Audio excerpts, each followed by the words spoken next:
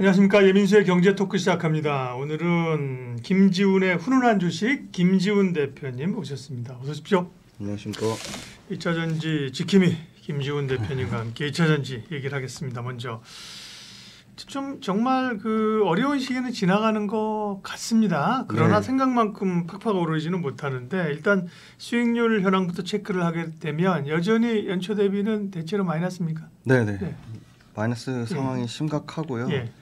하지만 그래도 그 와중에 종목별로 플러스 수익을 내는 종목들이 분명히 있다는 거고요. 그 플러스 수익률을 내는 종목들조차도 최근에는 또 조금씩 꺾이고 있습니다. 아무래도 정책적인 불확실성에 대한 이슈가 있는 걸로 같은데요. 그런데 정책적인 불확실성에 대한 이슈가 완전히 새로운 이슈는 아닙니다. 기존에 나왔던 거를 일종의 재탕하는 형태의 그 뉴스가 계속 반복 양상되는 측면이 있고요. 수익률 현황을 말씀드리면 배터리 셀 단에는 연초 1월달 대비해서 평균적으로는 LG엔솔을 필두로 해서 삼성, SDI, SK이노베이션 모두 20% 정도, 16에서 한 20% 정도. 네 맞습니다. 20% 정도 하락을 나타내고 있고, 양극재 단에는 뭐 LG화학, 포스코 퓨처엠, 에코프로비엠, 그다음에 뭐 LNF 그리고 코스모 신소재 모두 코스모 신소재를 제외하고는 연초 대비로는 평균 27%의 하락률을, 셀보다도 하락률이 높아요. 하락률이 더 높습니다. 그래서 양극재가 주도적으로 사실 시장을 주도할 때는 굉장히 굉장히 제일 강하고 초과 수익을 나타냈는데 상당히 양극재 단에서 부진을 나타내니까 전반적인 2차전지 업황이 부진이 나타나는 것처럼 보였고요. 그다음에 이제 양극재를 제외한 소재 단에서는 플러스 종목들이 보입니다. 뭐 대주전자재료 같은 게 42% 수익이 났고, 롯데에너지 머티리얼즈 동박단에서 14% 정도 수익이 났고, 엔캠은 연초 대비 300% 넘게 수익이 나다가 계속 밸류에이션 부담감을 가지고 계속 뭐 200% 밑으로 내려서 지금 100% 초반대까지 내려온 상황이고요. 그다음에 이제 나머지 장비단에서는 사실 PNT가 가장 좋았는데 PNT가 거의 연초 대비 40% 가까이 수익을 내다가 지금 다시 지금 16%대까지 플러스 수익이긴 하지만 수익을 다 반납하고 상당히 어떻게 보면 PER 기준으로는 뭐 10배 미만까지 빠지는 수준까지 내려왔고요. 나머지 기업들도 평균적으로는 다 지금 26, 7%대 연초 대비 하락을 나타내면서 여전히 계속 부진한 상황이고, 그러면 언제 주가가 반등 나오냐? 그거는 저는 철저하게 그 외부 변수보다는 실적에 달려있다고 보고 있는데, 분기 실적이 2분기까지는 깨지고 3분기에 회복될 줄 알았는데 지금 3분기가 사실은 그 리튬 가격 반영되는 그 5월, 6월달 리튬 가격이 많이 빠졌거든요. 연초 대비 25% 정도 하락했는데 그게 또 3분기에 반영이 돼서 아마 3분기에도 그 3분기는 전체적으로 이 2차전지 소재 단에서 실적이 개선될 것으로 봤는데 3분기에도 소재 단에서 전체적으로 개선되기는 조금 어려울 것 같고, 소재 단에서 좀 역시나 개별 기업 단으로 좀 차별화된 모습을 보일 것으로 예상이 되고 있습니다. 네. 수익률을 체크를 해보면 뭐 작년에 워낙 좋았고 올해 고생들을 많이 했는데 그래도 조금 회복되지 않았을까 싶었는데 팩트 체크를 해보니까 여전히 마이너스이고, 일부 좀 올랐던 그런 종목들 있잖아요. 그죠? 말씀하신 그런 종목들도 상승폭을 상당히 반납을 했습니다. 그러니까 대체적으로 아직은 안 좋다는 얘기입니다. 수익률 현황은요. 그러면 이제 이슈를 체크를 해봐야 됩니다. 네, 뭐 캐즘이라는 얘기가 있었고, 그죠? 네, 성장하면서 어려운 국면. 원자재 가격이 올라오다가 다시 좀 밀렸고요. 트럼프의 당선 가능성이 높아지는 거, 이런 것도 부담이에요, 그죠? 전체적으로 보면 부담스러운 요인들이 많은데 이슈 좀 체크하죠, 업황.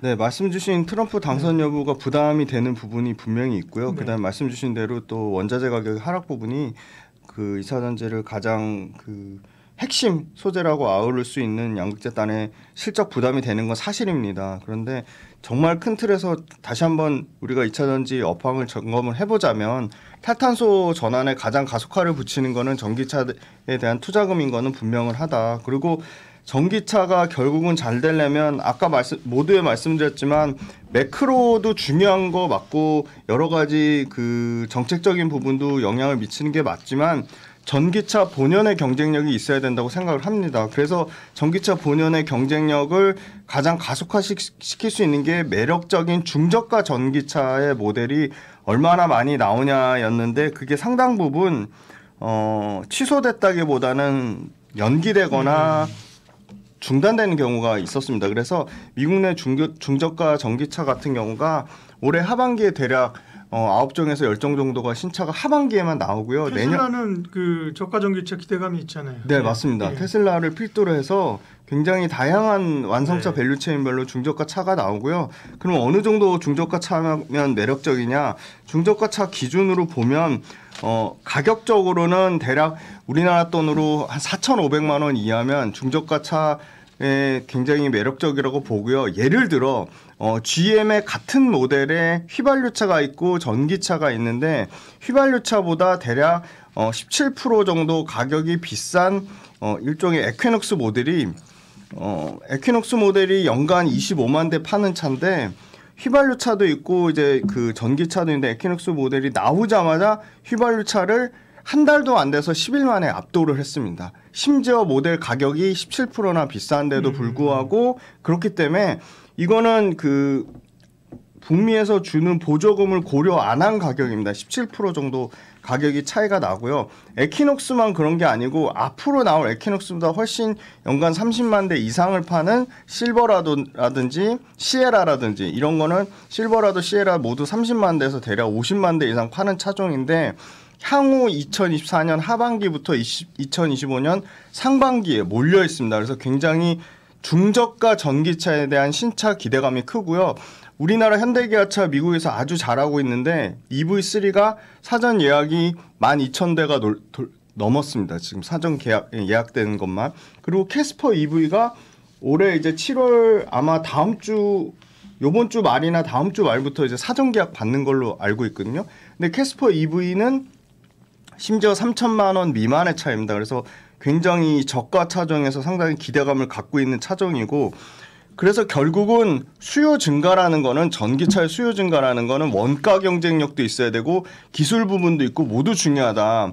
일례로 LG 에너지 솔루션하고 현대차에서 인도네시아에서 공장을 지었잖아요. 그래서 그 HLI라고 하는데 이 HLI 공장에서 그 LFP 배터리랑 비슷한 가격대의 차종을 냈습니다. 약간의 LFP 가격보다 비싸긴 합니다. 그런데 굉장히 그 인도네시아의 아주 낮은 인건비와 아주 낮은 전력비, 그 여러 가지 원가 비용을 대폭 20% 이상 줄이면서 전기차 자체의 배터리 가격을 떨어뜨렸고 전기차 자체의 가격 경쟁력을 올려서 LFP 배터리가 아님에도 불구하고 현대차 그 HLI 인도네시아 공장에서 EV3를 4천만 원도 안 되는 3천만 원대 차종으로 했고 심지어 그게 보조금 받으면 3천만 원 초반까지 떨어뜨리는 LFP 배터리가 아니라 하이니케 양극재 배터리를 썼음에도 그래서 현대차 정의선 회장이 결국은 소비자의 선택 문제다. 우리는 기술 경쟁력 그리고 품질로 가격을 극복할 수 있다고 했고요. 그래서 아까 GM 모델도 말씀드렸고 현대기아차 모델도 말씀드렸고 이 중저가 차종의 포지션이 엄청나게 확산이 된다는 거는 소비자의 선택의 폭이 넓어진다는 거고 중국의 저가 전기차의 공세에 잘 대응하는 완성차들이 굉장히 많아지고 있다. 그리고 이 전기차 제조업체에 관련된 부분이 같이 커질 수 있는 아주 중요한 기폭제가 자율주행입니다. 자율주행 같은 경우가 그렇죠. 같이 커지면 자율주행을 돌릴 수 있는 가장 효과적인 자율주행을 돌릴 수 있는 가장 효율적으로 돌릴 수 있는 차는 전기차입니다. 하이브리드 차도 아니고 수소차도 아닌 전기차가 가장 그 효과적이기 때문에 당연히 모든 이 자율주행을 선도하는 업체들 테슬라, 바이두, 구글, 웨이모 이런 모든 차들이 크루즈 이런 회사들 이런 완성차들이 전부 전기차를 베이스로 돼 있다는 거. 그래서 자율주행이 계속 커지면 커짐에 따라 자율주행을 가장 효과적으로 효율적으로 동력을 발생시킬 수 있는 거는 전기차밖에 없다. 그래서 같이 시장이 커질 거다. 그렇게 보고 있습니다. 그러면 말씀하신 내용들은 좋아지길 기대하지만 사실은 대체적으로 2차 전지 전기차 시장의 환경은 아직은 부정적인 게 많은데 네네. 기본적으로 실적이 좋아져야 된다고 말씀하셨잖아요. 네네네. 실적이 좋아지는 시점을 지금으로서는 좀 언제로 예측을 할 수 있어요? 그 밸류체인별로 네, 다른데 네. 뭐 음극재라든지 동박이라든지 여기서 이렇게 차별화된 모습을 나타내는 회사들, 뭐 장비단의 네. P&T 같은 회사들은 2분기에도 실적이 상당히 좋을 것으로 예상이 되고요. 그 외에 대표주라고 할 수 있는 LG엔솔, 삼성 SDI, 그다음에 그 소재단의 포스코홀딩스, 그리고 양극재단의 에코프로비엠, 포스코퓨처엠, LG화학 네. 정도는 아무래도 4분기 정도는 돼야지 좀 의미 있는 실적 개선이 예상이 되고요.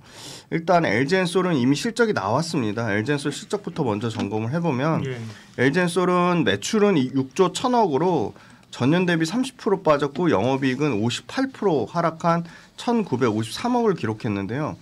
LG엔솔의 영업이익에 대해서 여러 가지 얘기가 있는데 저는 이게 좀 잘못됐다고 보는 게 AMPC 보조금에 대해서 야 보조금 제외하고 이익을 말해야지 하는데 그건 말이 안 된다고 생각해요. 기본적으로 LG엔솔이 조 단위로 미국에 투자를 해서 수치를 기억해 두시면 좋을 것 같아요. 북미에 LG엔솔 투자한 것만 대략 아마 누적적으로 합하면은 한 20조가 넘을 거고요. 거의 50조 가까이 되고요. 와트, 기가와트시로 치면 112기가와트시가 총 LG엔솔의 미국 총 물량입니다. 뭐 테네시 공장, 조지아 공장, 뭐 그 오하이오 공장 뭐 다 합쳐서 이렇게 되고요. 그런데 AMPC가 첨단 생산 세액 공제를 LG 에너지 솔루션이 미국에 조 단위로 투자를 했기 때문에 당연히 그거는 이익으로 수치하는 게 맞는데 AMPC를 제외하고는 적자다. 이거는 되게 의미 없는 얘기고요. AMPC도 명확하게 LG엔솔의 이익으로 반영이 되는 게 맞고 실제 AMPC 적용된 이익의 규모가 1분기에 보조금 규모가 1,898억에서 2.3배 늘어난 4,478억으로 증가를 했습니다.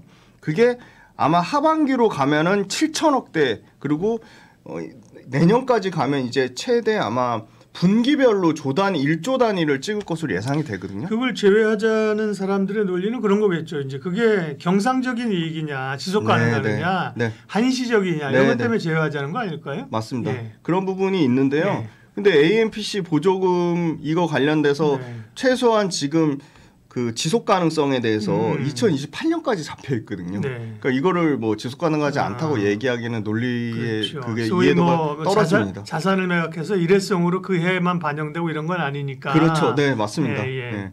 그래서 지금 AMPC 보조금 관련된 부분에 대해서 LG엔솔의 이익을 과소 추산하는 경향이 있어서 그거에 대한 경계가 필요하고요.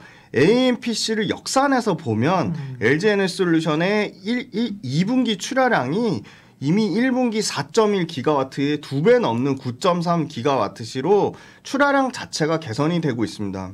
그러니까 그 말은 무슨 말이냐? 물량이 늘어난다는 거고요. 배터리 판가락은 시장은 엄청나게 또 20% 이상 빠질 것이다. 뭐 폭락 수준으로 얘기했는데 실제 빠진 거는 배터리 판가 하락은 약 10% 중반 정도 빠졌습니다. 배터리 판가 역시도 굉장히 선방을 했고요. 다만 북미에서 열심히 메꾸고 있는 거를 유럽에서 굉장히 판매량이 저조한 건 사실입니다. 유럽의 3국 독일, 영국, 프랑스 모두 각각 전년 대비 20% 감소했고요.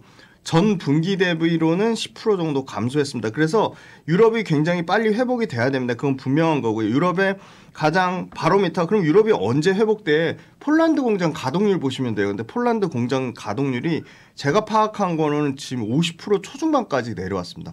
원래 유럽의 폴란드 공장 그 LG엔솔 유럽 물량이 잘 나갈 때만 해도 폴란드 공장 가동률 85%에서 90%까지 나오다가 지금 굉장히 많이 낮아진 상황이고요.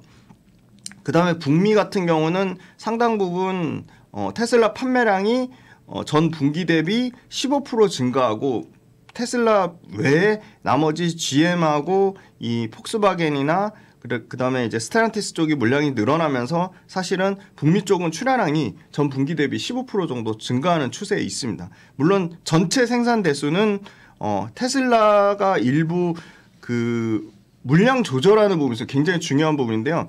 테슬라의 90% 거의 테슬라에 완전 올인하는 파나소닉이 테슬라 물량을 줄이고 우리 일본 차랑 이원화하겠다고 밝혔습니다. 그래서 그 테슬라의 물량의 대부분을 가져가는 파나소닉 물량이 상당 부분 LG엔솔로 올 확률이 높다고 보고 있습니다. 왜냐하면 파나소닉이 북미에서 전기차 성장률 50% 안 될 거다. 이건 파나소닉만의 견해긴 합니다. 파나소닉이 북미 성장률 30%밖에 안 될 거다. 그래서 그런 측면을 밝혔기 때문에 그 파나소닉이 물량이 실제 일부 넘어오는 걸로 알고 있고 그게 앞으로 계속 확대되면 북미 출하량은 연간 기준으로는 40% 이상 늘어나지 않을까. 그렇게 보고 있고요. 아까 말씀드린 GM의 대거 신차 라인이 쏟아지는데요.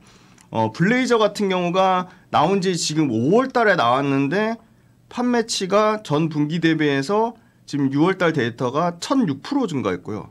실버라도 같은 경우가 아마 이게 3월 달에 나온 차로 알고 있는데 전 분기 대비 107% 증가했고 GMC 허머 이건 대형 차종입니다. 이것도 전 분기 대비 76% 증가하면서 2분기에 GM 합작 얼티엄 셀즈 플랫폼 공장이 전 분기 대비 119% 증가하면서 2만 대 정도 늘어났습니다. 그래서 이게 이 추세가 이어진다면 사실은 블레이저도 그렇고 지금 아까 말씀드린 에퀴녹스도 그렇고 이게 다 올 초부터 그 6월 달 사이에 나온 차들이거든요. 그러니까 이제 그 GM 그 얼티엄 셀즈 플랫폼 신차 전기차들이 이제 숫자로 찍히기 시작했으니까 이거는 하반기에도 QOQ로 물량 증가하는 추세를 기대해 볼 수 있겠다 말씀드리겠습니다. 네. 그러면 이제 밸류에이션을 체크해보고 전략을 세워볼게요. 물론 이제 이게 뭐 2차 전지가 성장주니까 그죠. 네. 밸류에이션이 뭐 시장보다 맞습니다. 낮다 이런 걸 기다리기는 어렵긴 할 거예요, 맞습니다. 그죠. 우리가 네. 올라갈 땐 그러나 뭐 양극재 같은 경우 거의 뭐 90배, 100배 가지 않았어요, PER이? 네네. 지금은 그럼 어느 정도인지 좀 체크를 해주세요. 네. 네, 양극재 딴에는 PER이 말씀 주신 대로 100배 넘는 종목들이 있어서 여전히 네. 부담스러운 건 맞습니다. 네. 뭐 일단 배터리 셀 단에서 보면 압도적으로 삼성 SDI가 내년 기준으로 PER이 이미 지금 올해 상반기가 다 지나갔기 때문에 다 지금 내년 실적을 엄청나게 바라보고 있거든요. 그러면 LG엔솔이 내년에 한 35배까지 떨어지고 요표 띄워주실 건데요. 네. 그다음에 삼성 SDI가 한 11배까지 떨어집니다. 뭐 삼성 SDI는 코스피 평균 PR이 대략 18배라고 보시면 되거든요. 코스피 평균 PR도 20배에서 실적이 코스피 반도체 때문에 이익 추정치가 올라가니까 18배까지 떨어졌거든요. 그거에 비하면 삼성 SDI 엄청나게 싸고요.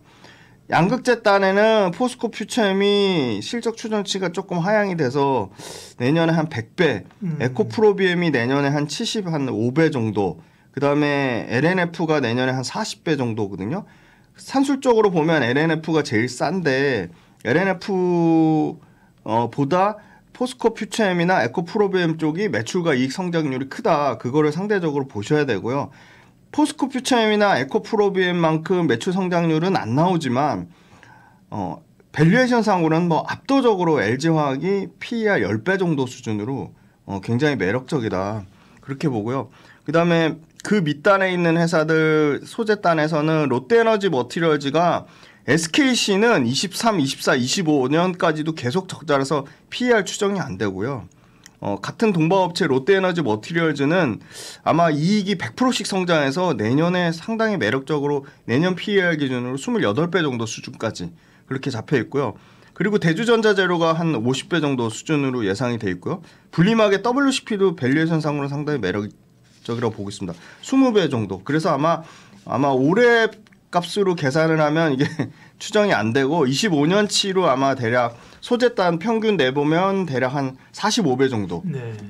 배터리 셀단은 평균 내보면 한 대략 20배 정도 예상이 되고 있고요. 포스코홀딩스가 아마 지금 25년 PER 기준으로 12배인데 이 12배에는 지금 그 25년도부터 매출로 반영되는 리튬에 대한 그 밸류에이션이 안 돼 있습니다. 그래서 그 리튬에 대한 밸류에이션을 주면 이 PER 값은 훨씬 더 떨어질 거라고 보고 있습니다. 네.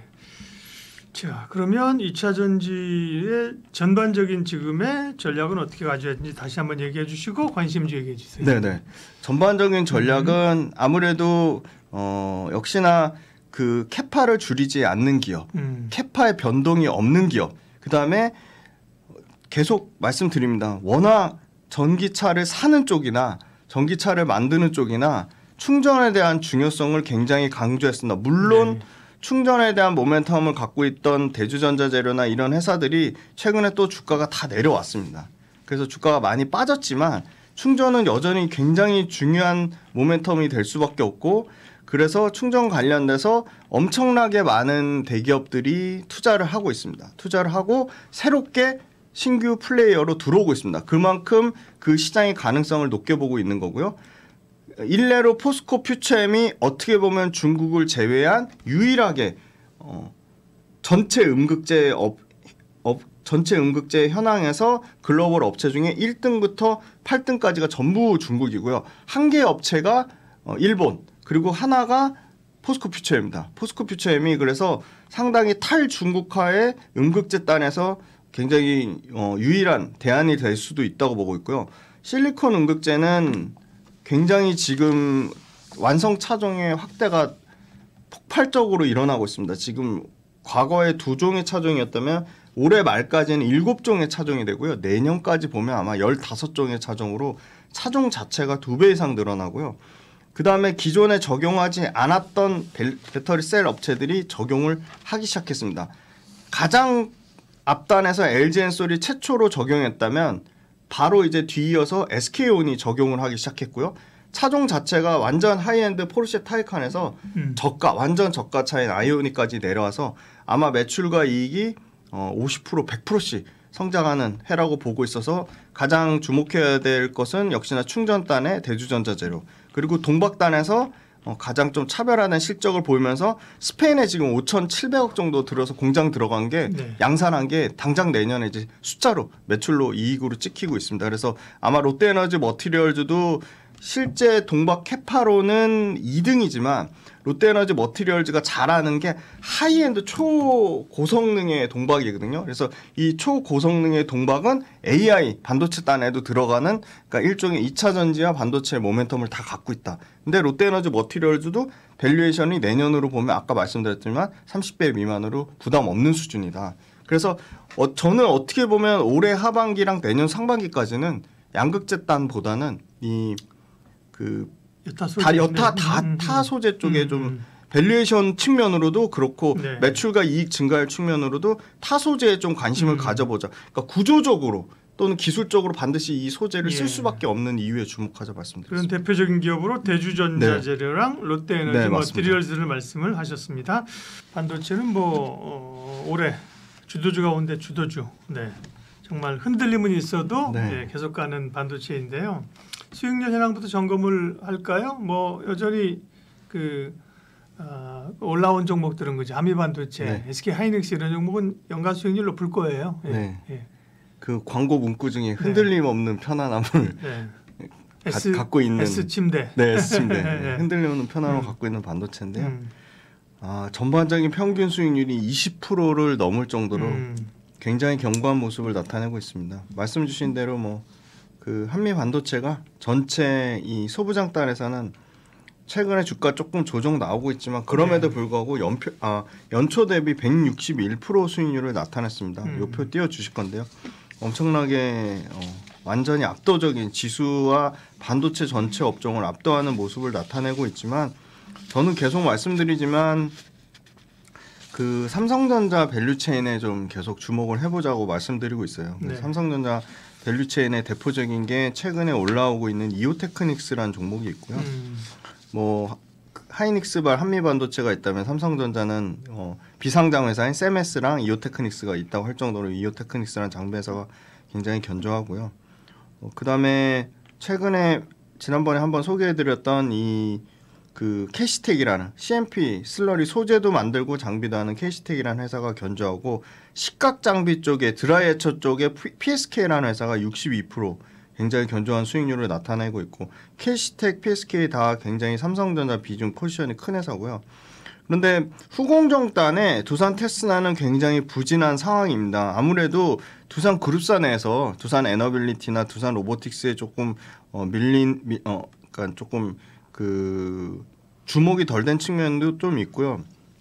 아무래도 이 HBM의 직접적인 수혜주가 아니다 보니까 그런 측면이 있고요. 또 눈여겨봐야 될 거는 이 소위 말하는 그 설계하는 업체 디자인하우스나 팹리스가 굉장히 주가가 부진하게 많이 내려왔습니다. 제주반도체 같은 경우도 연초 대비 100% 넘게 150% 상승하다 2.9%까지 내려온 상황이고요. 그리고 제주 반도체 외에도 뭐 여기 밑에는 안 나와 있지만 지금 퀄리타스 반도체도 뭐 상승분을 다 반납했고 에이징랜드 이런 회사들도 전부 주가가 다 많이 빠졌고요. 반면에 KC텍과 어떻게 보면 비슷한 후공정단의 삼성전자 수혜주인 뭐 코미코라든지 원익QNC 이런 회사들은 플러스 수익률을 기록하면서 좀 회복이 되는 모습을 보여주고 있고요. 그리고 이 그 큰 시가총액이 뭐 3조 이상 되는 회사단에서는 HPSP가 지금 굉장히 부진한 모습인 것 같지만 HPSP 소송 결과 전 나오면 이걸 바로 말씀드렸는데 아직 나오지 않았거든요. 그래서 이 소송 결과에 따라 주가는 얼마든지 반등의 여지가 있어 보이고 그리고 한미반도체에 계속 말씀드리지만 저는 대항마가 이스페타시스가 되지 않을까 한 78% 정도 수익이 나는데 여기서 멈추지는 않을 것 같습니다. 그래서 이스페타시스에 대한 굉장히 큰 기대감을 갖고 있다고 보고 있습니다. 네. 반도체는 수익률이 여전히 좋습니다. 하이닉스가 강하고 삼성전자가 쫓아가려고 하는 상황이고 역시나 좋은 수익률은 소부장 쪽에서 네네. 강하게 나타났습니다. 자, 반도체 이제 업황을 점검할 텐데요. 전반적으로 AI에 대한 수요가 늘고 있고 그 다음에 이제 HBM 쪽이 좋다 보니까 기존의 레거시 쪽도 가격 오르고 그죠? 네. 네. 전반적으로 실적 그죠? 삼성전자 하이닉스 좋고 네네. 반도체는 다 좋아요. 뭐부터 좀 정보할까요? 말씀 주신 대로 AI가 잘 되면 같이 잘 될 수밖에 없는 게 저는 레거시라고 보고 있습니다. 레거시에 생각지도 못한 기회들이 계속 나올 수 있다. 그렇게 보고 있고요. 일단 그러니까 이제 삼성전자가 써야 되고 삼성전자에 그렇죠. 관련 밸류체인들 보자는 게 그 로직이잖아요. AI 반도체에 관련돼서 AI 반도체만 잘 될 수는 없습니다. 레거시가 잘 될 수밖에 없는 거고요. 짧게 AI 관련돼서 먼저 이제 엔비디아만 먼저 짧게 말씀드리면 엔비디아가 계속 잘 될 수밖에 없는 거는 엔비디아 AI 가속기도 있지만 엔비디아가 사용하는 이 쿠다라는 플랫폼을 통해 선순환을 일으킨 게 저는 굉장히 중요하다고 보고 있고요. 개발자를 통해서 알아보면 소프트웨어 엔지니어들은 80% 이상이 엔비디아 제품에 이미 너무나 잘 적응돼 있고 인터페이스에 불편함이 없기 때문에 가격 차이가 크지 않다면 이탈 가능성이 매우 낮다고 합니다. 그리고 실제 엔비디아 주주총회에서 젠슨왕이 밝힌 게 우리 인공칩이 가장 낮은 총 소유 비용을 차지한다고 했습니다. 총 소유 비용이라고 하면 심플하게 다른 회사 칩이 싸더라도 그렇죠. 모든 성능과 테스트와 실행 비용과 이 소위 말한 플랫폼과 여러 가지 제반 환경을 고려하면 구매, 설치, 실행, 유지, 품질 보수, 관리까지 다 합친 모든 비용은 엔비디아의 AI 가속기가 가장 싸다는 겁니다. 그래서 그러면 언제까지 이게 계속될 거냐? 너무나 많은 빅테크들이 자사 칩을 개발하고 있기 때문에 저는 일단 올해 내년까지는 상당히 엔비디아 독주가 지속될 가능성이 높고 26년부터 그러니까 향후 2년 뒤부터는 굉장히 큰 이 소위 말한 춘추 경쟁 시대가 되지 않을까 그렇게 보고 있고요. AI 반도체 자체가 이 대형화되어 있기 때문에 다른 반도체를 증설하는 그 공간을 막습니다. 그 반도체 다이라고 하는 게 크기 그렇죠. 때문에 다른 반도체를 엄청나게 제약시킵니다. 그리고 극심한 이 칩의 대형화 때문에 기존에 있던 업체들은 끼어들기가 상당히 어려운 상황입니다. 그러니까 기술력과 양산 레퍼런스에서 완전 독점 업체들의 가속화가 계속될 수밖에 없는 상황이다.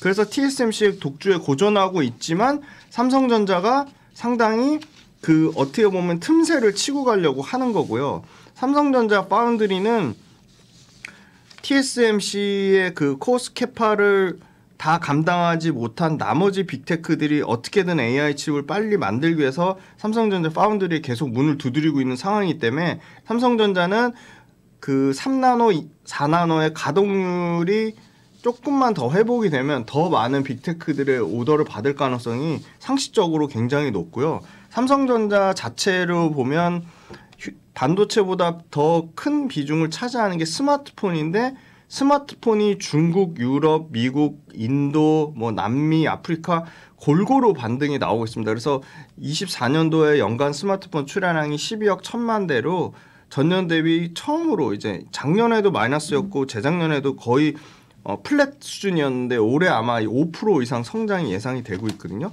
근데 스마트폰 좋은 점이 뭐냐면 스마트폰의 이 경기 침체 고물가 때문에 완전히 양극단이 진행되고 있습니다. 그래서 프리미엄 스마트폰은 수라 비중이 점점 늘어나서 프리미엄 스마트폰 평균 단가가 대략 $440 수준까지 올라왔습니다. 그러면 하이엔드 스마트폰 비중이 크다는 얘기는 거기 들어가는 최첨단 메모리 반도체의 탑재량이 증가한다는 얘기입니다. 그러니까 휴대폰 잘 팔면 삼성전자 반도체한테도 아주 긍정적인 상황인 거고요. 엔비디아가 25년도에 이제 신모델 출시하는 거 블랙웰 울트라 거기에 들어가는 게 HBM3 이 12단 같은 경우가 하이닉스가 얘기 나오고 있지만 삼성전자도 지금 12단만큼은 지금 그 하이닉스랑 비슷한 시기에 지금 하려고 하고 있거든요. 그래서 엔비디아 관련돼서도 아직 삼성전자 완전히 콜테스트 통과 그 결과는 안 나왔지만 삼성전자에 충분히 또 기회가 있다. 그렇게 보고 있고 낸드가 굉장히 부진했습니다.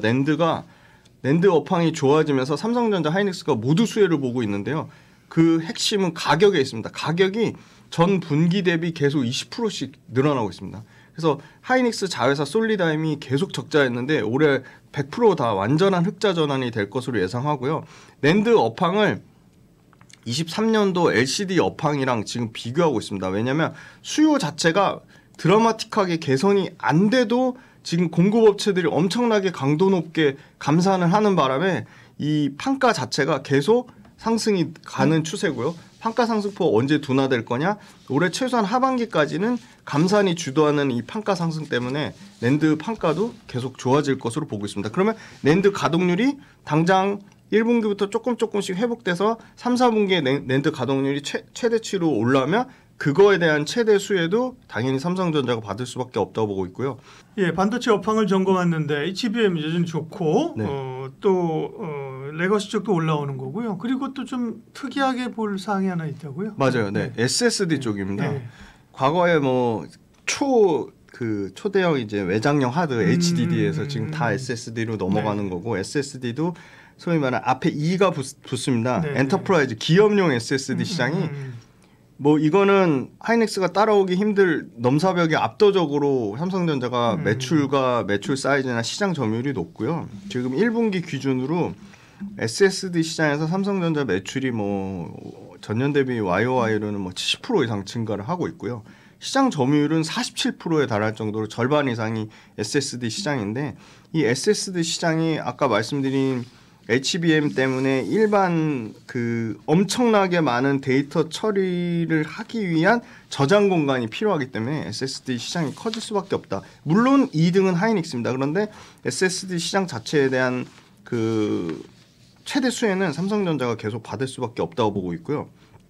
그 다음에 이제 삼성전자 관련돼서 이 HBM 3사 요거 타임라인 요거 띄워주실 건데요. 25년도에 HBM4 관련돼서 하이닉스가 가장 먼저 양산할 거고 HBM3 관련돼서는 24년도 하반기에 삼성전자, 하이닉스, 마이크론 이렇게 몰려 있는데 지금 예상은 하이닉스가 가장 빠르다고 하지만 이건 결과는 모르는 겁니다. 그래서 HBM3 관련돼서는 삼성전자, 하이닉스 비슷한 시기에 나올 가능성이 높다고 보고 있고요. 양산 관련돼서. 그리고 엔비디아도 그렇고 AMD도 그렇고 HBM 탑재 예상 타임라인 여기 나와 있는데요. 중요한 건 HBM3에서 3E로 넘어가고 4로 넘어갔을 때 실제로 들어가는 개수 자체가 8개에서 12개로 수량 자체가 늘어납니다. 그러니까 물량 자체가 커지는 거고 삼성전자는 엔비디아 지금 못 들어가는 물량을 AMD에 지금 일부 출하량이 늘어나면서 AMD 물량을 꾸준히 지금 받아가고 있고요. 예상 캡합니다. 요거 신한투자증권 레포트 참고했는데 올해 2배 늘렸는데 지금 거의 삼성전자 지금 올해 3배 가까이 되죠. 그리고 하이닉스도 저희 거의 3배 가까이 되고요. 이 3배 늘린 물량에서 2배 이상을 더 늘리겠다는 거고요. 2배 더 늘려서 삼성전자, 하이닉스가 HBM 전체 시장에서 차지하는 캐파를 85% 이상 가져가겠다는 겁니다. 마이크론이 밝힌 거는 자기네들이 지금 9% 정도 수준에서 지금 20%까지 늘리겠다고 했지만 실질적으로는 쉽진 않아 보이고요. 전체 디램 시장 요것도 신한투자증권하고 컨투아이즈 자료 참고했는데 이거 굉장히 중요한 건데 여기 디램의 전체 규모에서 실제 HBM이 차지하는 비중 자체가 2025년 기준에도 30%가 안 됩니다. 대신 단가가 높으니까. 그렇죠. 네. 예. 단가가 높은데 그러면 물량으로만 보면 맞습니다. 단가는 높은데 물량 자체가 그렇게 막 엄청나게 많은 비중을 차지하지는 않는다는 거고요. 그리고 HBM 자체가 지금 그 1분기에 2분기 마이크론 실적 나온 게 대략 1,490억 매출 잡혔거든요. 근데 하이닉스가 지금 10조 9천억 올해 예상하거든요. 그러니까 게임이 안 되는 정도 수준이고 10조 9천억이 내년에 대략 뭐 17조 정도 한다고 하니까 그러면 전체 하이닉스 단에서는 전체 그러니까 메모리 반도체에 차지하는 비중 자체로는 뭐 40% 정도 차지할 거라고 보고 있기 때문에 그거에 대해서는 하이닉스가 가장 그 수혜긴 하지만 그 하이닉스 관련돼서 그러면 HBM 관련된 게 지금 주가에 반영이 돼 있지 않냐? 그거는 그런 측면으로 봤을 때는 주가의 상당 부분 좀 녹여 있지 않나 그렇게 보고요. 하이닉스도 디램과 낸드 관련돼서 가격 올라가는 부분에 수혜를 분명히 받습니다. 그래서 디램과 낸드가 아마 디램 같은 경우는 한 15에서 20%, 낸드는 뭐 20에서 25%까지 출하량하고 가격 PQ가 모두 좋아지는 상황이고 전체적으로는 하이닉스 영업이익 조정치가 계속 지금 올해 23조대에서 27조까지 올라가고 25년도 내년이 39조에서 45조까지 올라가거든요. 그러면 네. 45조 기준으로 하면 PR이 엄청 싼 거죠. 7배 뭐 후반밖에 안 나오니까. 그런데 45조까지 나올 수 있을까? 그거는 이제 분기별 실적을 봐야 될 것 같고요. 디램 전체 매출 비중이 60%대에서 매출 성장률로 치면 40% 되는데 디램의 사실은 이익률하고 낸드 이익률하고 차이가 너무 많이 나는 게 하이닉스 같은 경우는 HBM 관련된 거가 이익률이 30% 이상 넘으니까 디램 전체 이익률이 높은 것처럼 보이지만 만약에 HBM 비중이 계속 줄어들면 줄어들수록 디램 이익률은 떨어질 거다. 그렇게 보고 있습니다. 네. 예, 삼성전자는 2분기 실적을 발표를 했고, 예, 뭐 어닝 서프라이즈, 슈퍼 서프라이즈였잖아요. 네네. 이제 하이닉스가 26일인가 실적 발표했어요. 네. 예, 실적 발표에 대한 기대감이 남아 있는 상황이고, 밸류로 보면 그러면 지금 반도체는 어느 정도입니까? 네.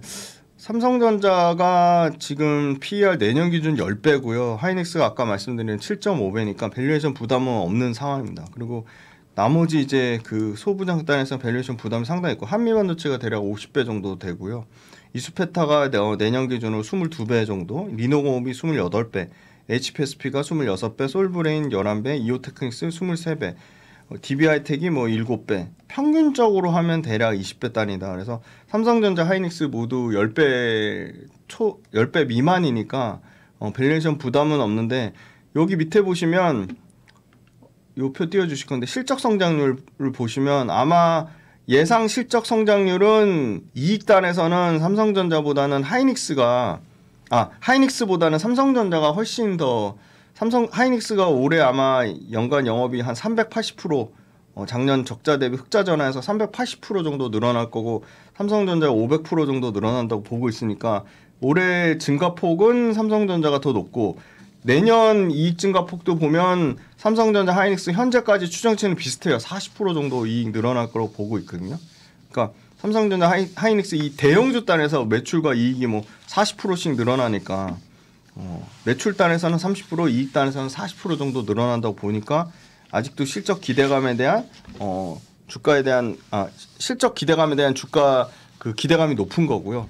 나머지 장비나 소재 단에서는 압도적으로 보시면 한미반도체가 올해 같은 경우 영업이익이 뭐 500% 넘게 늘어난다고 하고 내년에도 64% 정도 늘어난다고 하니까 근데 그럼에도 불구하고 주가가 좀 상당 부분 반영돼서 아까 PER 50배니까 상당히 부담스러운 수준이고 그 밑단에 이 스페타시스도 올해 같은 경우는 영업이 90%에 내년에 50% 이상 늘어난다고 보고 있고 이오테크닉스도 상당히 이익이 다 무슨 2차 전지 과거 전성기 때처럼 이오테크닉스도 올해 영업이익이 137%에 내년에 80% 이상 늘어난다고 보고 뭐 TCK 같은 경우도 올해 30% 이상 늘어나는데 내년에 또 35% 이상 늘어나고 예.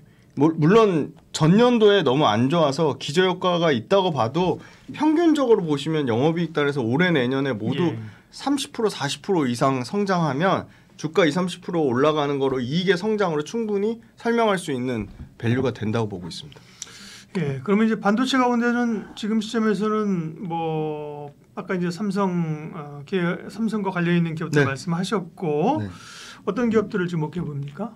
네, 그때 한 달 전에 소개하고 참 주가가 진짜 견조하게 많이 올라와서 지금 거의 신고가 영역에 있는데요. 여전히 캐시텍이 좋다고 보고 있습니다. 네. 삼성전자 밸류체인 중에 가장 그 수혜를 볼 수 있는 종목 중에 뭐 하나라고 볼 수 있고요. 이걸 뭐 절대 추천드리거나 매수매도 하라고 말씀드리는 건 아니고 공부 차원에서 보시면 이 웨이퍼 방막의 표면을 평평하게 아주 고르게 그 연마하는 공정이라고 합니다. 근데 공정이 많아지면 많아질수록 뭐 포토 공정, 식각 공정, 이온 주입 공정, 뭐 증착 공정, 뭐 건조 공정 이런 다들 웨이퍼 위에서 공정이 반복되면 반복될수록 웨이퍼 표면에 계속 그 소위 말하는 스크래치도 나고 울퉁불퉁해집니다. 그런데 이 웨이퍼 표면 울퉁불퉁해지는 거는 미세화되면 미세화될수록 더 이 웨이퍼의 균일도, 웨이퍼가 평평한 정도가 굉장히 중요합니다. 당연히 웨이퍼가 평평해야지 반도체 칩 공정 수율이 올라가고 칩에 대한 정밀도가 좋아지기 때문에 웨이퍼 표면에 이 단차를 제거하는 CMP 공정이라고 하는 거는 굉장히 중요하고요. 낸드에서는 낸드 우리 지금 하이닉스 삼성전자 200단 이상씩 사는데 이제 300단 얘기 나오는데 낸드에서는 이 CMP 공정 때문에 칩의 두께가 감소해집니다. 그럼 칩의 두께가 감소하면 생산 공정이나 효율이 향상됩니다. 그래서 이 두 가지 측면으로 봤을 때 CMP 공정이 계속 중요해질 수밖에 없고 CMP 소재 자체는 전부 일본 걸 썼는데 캐시텍이 국산화했습니다. 그래서 소재랑 장비 모두 하고요. 이 회사도 그 분기별로 실적이 계속 개선되는데 아마 반도체 장비 소재단에서 연평균 매출 성장률이 40% 이상 나오면서 연간으로는 매출과 이익 모두 30% 이상 성장을 예상을 하고 있습니다. 캐시텍 지난번에 이어서 관심 있게 보자고 말씀하셨고 또 한 기업이 있네요. 관심 있게 보는 기업. 네. 이수페타시스인데요. 이수페타시스 그냥 짧게 이익의 체력만 말씀드리면 내년에는 아마 연간 1,900억의 이익을 낼 것으로 보고 있습니다. 그래서 1,900 이익의 매출단에서는 거의 1조 한 2천억에서 3천억 정도 이익 사이즈니까 아직 갖고 있는 이익 사이즈 대비 시총을 비교해 보시면 굉장히 심플하고요. 한미반도체랑 비교해 보시면 더 심플하고요. 이수페타시스는 너무나 명확합니다. 지금 빅테크 그 구글이 여전히 매출 비중 50%인데요. 엔비디아가 지금 20%대까지 올라왔는데 엔비디아가 주는 주문량을 캐파가 안 돼서 20% 정도밖에 소화를 못 하고 있습니다. 그러니까 엔비디아는 주문을 주려고 하는데 이수페타시스 캐파가 안 돼서 못 하고 있고요. 그다음에 마이크로소프트 쪽에도 MS 쪽에서도 물량을 받고 있습니다. 그러니까 이 빅테크가 골고루 줄 서서 어떻게 보면 대기하고 있는 상황이고요. 그 다음에 이수페타시스가 하는 MLB 기판 관련돼서 다른 경쟁사들이 공급을 늘리지 않고 있습니다. 미국의 TTM이라는 회사가 있고 대만의 WSGC라는 회사가 드라마틱하게 공급을 늘리지 않고 있어서 수요 공급이 계속 쇼티지 상황입니다. 그리고 이수페타시스는 안정적인 유선통신 쪽, 통신 네트워크 장비 쪽에 캐시카우를 갖고 있는데요. 거기도 글로벌 탑10인 브로드컴, 주니퍼 네트워크, 아리스타 네트워크 이런 심지어 이제 시스코까지 고객사로 확보될 가능성이 있어서 이 유선통신 네트워크도 캐시카우로 갖고 있다. 그래서 매출과 이익이 아까 말씀드린 그냥 이익단에서 거의 평균 60% 이상 성장이 나오는 회사다. 그래서 이수페타시스는 여전히 한미반도체보다 그 기술적인 진입 장벽이 한미반도체가 높다고 하더라도 훨씬 밸류에이션 측면이나 매출과 이익 성장률 측면에서 이수페타시스가 매력적이다. 이렇게 말씀드리겠습니다. 네, KC텍 이수페타시스 관심주로 살펴봤습니다. 올해 음식료도 삼양식품이 정말 엄청난 스토리를 썼는데요. 네, 이제 좀 상승이 둔화되는 겁니까? 상승 끝났다고 하긴 뭐하지만 좀 관심에서 멀어지는 거예요? 아니면 여전히 관심 있게 봐야 돼요? 끝났다고 하기엔 아직은 남아있다가 더 맞는 것 같고요. 모든 주가 상승이 항상 상승 뒤엔 조정이 있다를 꼭 명심해 주셨으면 좋겠고 음식료 같은 경우가 전반적으로 수익률이 좋고요. 삼양식품이 워낙 수익률표 띄워주시면 압도적이긴 한데 보시면 몇 개 롯데칠성하고 SPC 삼립을 제외한 전부 플러스입니다.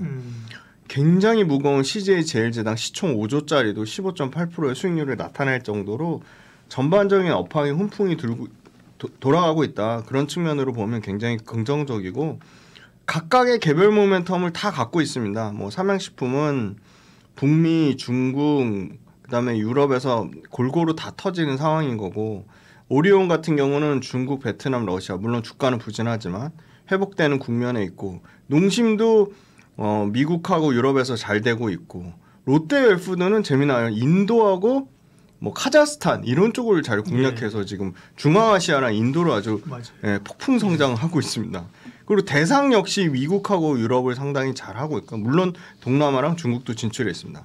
그리고 뭐 빙그레 같은 경우도 이제 뭐 국내를 넘어서 이제 해외 뭐 미국 시장을 그리고 동남아 시장을 개척하고 있는 상황이고요. 풀무원 같은 경우도 미국을 상당히 잘 공략하고 있는 회사 중에 하나고 우양이 새롭게 떠오르는 이 냉동 핫도그 외에 이제 냉동 김밥으로 냉동 김밥으로 폭풍 성장하고 있는 회사인데 이 회사도 미국, 유럽, 동남아를 골고루 잘 공략하고 있다. 그래서 음식료 딴에는 조금 투자하기가 편한 게 내가 삼양식품을 선택을 못했더라도 예를 들어 풀무원이나 빙그레나 우양이나 아니면 롯데웰푸드를 선택했으면 30% 이상 수익을 낼 정도로 상당히 견조한 업종에 고른 스타트를 끊고 있고요. 저는 결론적으로 얘기하면 수출 실적에 달려 있는데 수출 실적이 한 국가에 특정되지 않고 다양한 국가로 이제 카테고리 확장하는 어떻게 보면 초입 단계에 있다 보고 있습니다. 네. 그 음식료가 최근에 이렇게 주목받은 거는 K컬처잖아요, 그죠? 기본적으로. 그다음에 수출, 환율 효과 이런 거잖아요. 앞으로 이제 봐야 될 포인트는 뭐예요? 맞습니다. K컬처 확산이 주춤했다가 다시 확산되고 있고요. K-팝 스타들의 영상 콘텐츠가 한국 음식이 굉장히 강한 동기부여가 되고 있고요. K-푸드의 강력한 촉매제 역할을 하는데 이미 미국 시장을 예를 들어 보면 한류 같은 경우가 드라마에서 끝나지 않고 드라마, 영화, 예능까지 그리고 음악, 음식까지 이미 한류가 매니아 문화에서 주류로 들어왔다는 거고요. 미국에서 한류를 경험해 본 사람 중에 거의 80% 육박한 사람은 이미 한국 음식을 즐겨 먹고 있다고 할 정도로 한국 음식에 대한 관심이 상당히 높고 있고요.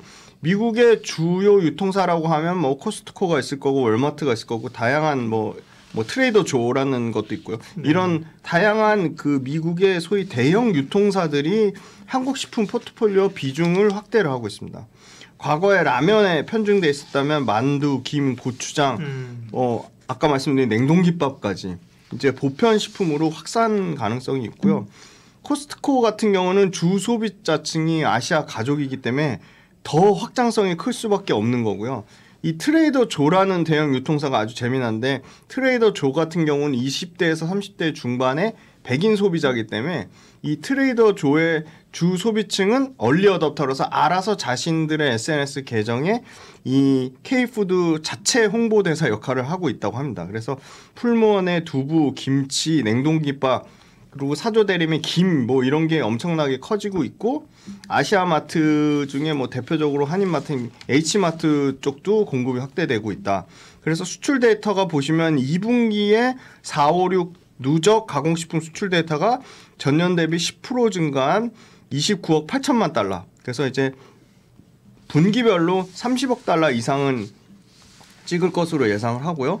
품목별로 고르게 증가했는데요. 상당히 재미난 게 미국이 전년 대비 23% 늘었고요. 중국이 마이너스였다 회복돼서 전년 대비 5% 증가세로 바뀌었고요. 라면이 뭐 압도적입니다. 라면이 2분기 전체 수출을 견인했는데 34%가 증가했습니다. 라면이 미국은 30%, 동남아 2%, 유럽이 2%, 중국이 86% 다시 회복세를 나타냈고요. 또 특히 냉동김밥이 전년 대비 464% 증가했고요. 금액 자체는 크진 않지만 0.2억 달러입니다. 조미, 김이 19% 증가했고요. 소주가 13%, 핫도그가 230% 나타내면서 다양한 품목에서 견조한 성장세를 나타내고 있다. 네. 기본적으로 음식료가 올라가는 거는 이제 실적이 뒷받침이 되기 때문이에요. 그렇죠? 네. 뭐 전력기기도 그렇고 기대감만으로 하는 게 아니라 수출 좋으면서 실적이 찍히니까 그쵸, 네. 삼양식품도 그랬고요. 그러면 다만 최근에 수출이 증가하긴 하지만 상승률이 조금 둔화되면서 이게 음식료가 좀 주춤하거든요. 네네네. 실적이 다시 좋아진다는 거 확인하면 올라갈 수 있겠죠, 그죠? 실적이나 밸류에이션 현황은 어떤데요? 주가 올라서 밸류는 그러면 부담스러운 것인지 여전히 아닌지. 네. 그 밸류 측면으로 굉장히 중요한 얘기를 말씀드리면 말씀 주신 대로 전반적으로 음식료 업체들의 경쟁 강도가 심화된 건 맞습니다. 예. 그게 당연히 음식료 업체들한테 밸류에이션에 부담이 될 수 있고요. 다만 이제 외식 대비 가공식품의 가격 메리트는 여전히 높은 상황입니다. 그리고 소비자 심리 지수가 지금 100포인트 앞뒤로 안착하고 있다는 점을 보면 여전히 이 음식료 업종 자체에 이 가격 메리트가 계속 부각될 수밖에 없는 분위기고요. 음식료 업종 과거에 2번의 엄청난 시세를 뽑았던 랠리가 있었는데요. 재미난 게 1차 리레이팅 했을 때가 04년에서 07년도에 04년도 음식료 시가총액 상위 1등부터 10등까지 평균 PER 7배에서 07년도 시세가 엄청나게 뽑아지면서 22배까지 올라갔었고요. 2차 시세 때가 음식료가 2011년도 PER 9배에서 2015년에 PER 평균 PER 24배까지 갔거든요. 그리고 음식료 업종의 전체 20년간 평균 PER, 그러니까 소위 말하는 2004년부터 2024년까지 20년 동안의 평균 PER이 13.4배인데 최근에 삼양식품을 필두로 실적이 너무 드라마틱하게 좋아져서 PER이 지금 어느 정도 수준이냐 11배입니다. 그러니까 20년간의 평균 PER 13.4배에도 못 미치는 수준이고요. 당연히 업종별로 따로 봐야 되는데요. 업종별로 보시면 삼양식품이 16배입니다. 16배. 그 다음에 롯데웰푸드가 10배. 요 표 띄워주실 건데요. 그 다음에 오리온이 8배. 농심이 13배. CJ제일제당 9배. 그리고 빙그레가 7배. 풀먼 같은 경우가 9배. 우양이 9배. 요 정도 수준이거든요. 평균 PER 한 10배니까 밸류에이션이 주가 올라간 만큼 밸류에이션이 비싸지진 않았다. 그렇게 말씀드리고 성장률 보시면 삼양식품 보시면 2차전지 이익 증가하는 것 같습니다. 이익이 105%가 증가합니다. 네. 매출이 32%가 증가하고요. 그다음에 제가 말씀드린 인도 쪽에 포커스되어 있는 롯데웰푸드가 이익이 34% 증가하고요. 매출이 27% 정도 증가합니다. 그리고 우양 같은 경우가 워낙 매출과 이익 사이즈가 작긴 한데 이익이 올해 같은 경우 670% 증가하고 내년에 한 70% 이상 증가한다고 하고요. 대상도 올해 이익이 47% 증가한다고. 그래서 전반적인 이익의 증가세가 상당히 가파르다. 그렇게 보고 있습니다. 다만 이제 급등했던 종목들은 조정도 꽤 왔네요. 네. 우양이나 롯데웰푸드 같은 경우는 강력하게 올랐는데 보면 고점 대비해서는 조정도 좀 꽤 받은 상태인데요. 그러면 지금 이제 음식료 관심주는 어떤 겁니까? 네. 음식료 관련돼서 일단 삼양식품부터 먼저 말씀을 드리고 삼양식품이 워낙 그 전체 음식료주를 끌고 가고 있기 때문에 삼양식품 데이터 한번 짧게 빨리 보겠습니다. 삼양식품 심플합니다. 관세청의 HS 코드 1902-30-1010을 치시면 데이터가 나오고요. 가장 최신 데이터가 6월달 여전히 1억 불 넘게 수출하고 있고요. 일평균 수출 금액이 17% 증가했고요. 4월부터 6월까지 누적 전체 34% 증가했고 중국 86% 증가했습니다. 근데 얘네가 예전에 그때 말씀드렸지만 한번 나가사키 짬뽕 그 전에 한번 캐파 늘렸다가 된통 당해서 증설을 안 했는데 6월 5일 날 한 달 전에 정정 공시했습니다. 우리 생산 라인 5개에서 6개로 늘릴 거고 캐파 다 못 쳐내서 투자금 1,600억대에서 1,800억대까지 200억 이상 증가하겠다. 그래서 예상 캐파가요 24년 기준으로 18억 개입니다. 그게 26년 기준으로 25억 개로 거의 40% 증가하고요. 그래서 25년에는 매출 2조의 영업이 4천억 시대를 열 것으로 2천억 시대 죄송합니다. 매출 2조의 영업이 2천억에서 2,500억 시대를 열 것으로 예상이 되고요. 온라인 이제 중국 온라인 정상화 말고 기대되는 거는 미국하고 유럽의 메인스트림에 들어간다는 거고요. 미국 유럽 메인스트림 들어가면 아마 지금 1공장 캐파 50% 증설했을 때 분기 최대 매출이 96%가 증가했으니까 내년에 밀양 2공장 증설하면 아마 이것도 분기 최대 매출은 70% 이상 올라갈 거라 보고 있고요. 재미난 게 그 해외에서 파는 게 단가가 훨씬 비쌉니다. 수출 평균 판매 단가를 20%씩 넘게 비싸게 팔고 있거든요. 그래서 전 세계 라면 시장 점유율의 내년 기준으로 2.1%까지 얘네가 올라올 것으로 기대하고요. 그 코스트코나 이런 데 가면요. 그냥 불닭볶음면 기본만 있습니다. 매대 까르보나라 불닭볶음면은 없습니다. 그리고 불닭볶음면의 코스트코 침투 자체가 50%도 안 된다. 그래서 여전히 상승폭이 남아 있다고 보고요.